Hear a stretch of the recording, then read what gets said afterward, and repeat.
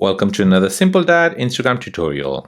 In this video, I'll show you how to reduce your Instagram data usage on your iPhone or your Android phone.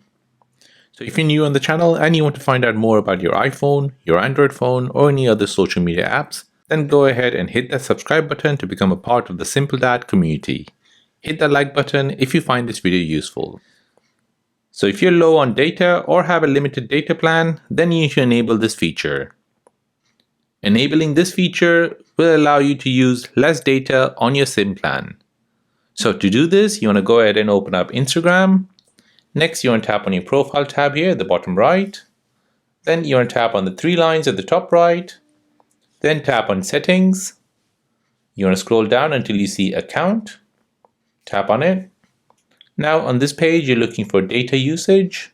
So go ahead and tap on that. Now on this screen, you're looking for use less mobile data. So if you enable this, using less mobile data may affect your experience on Instagram. So for example, photos, videos may take longer to load. So go ahead and enable this, and this will reduce your data usage on Instagram.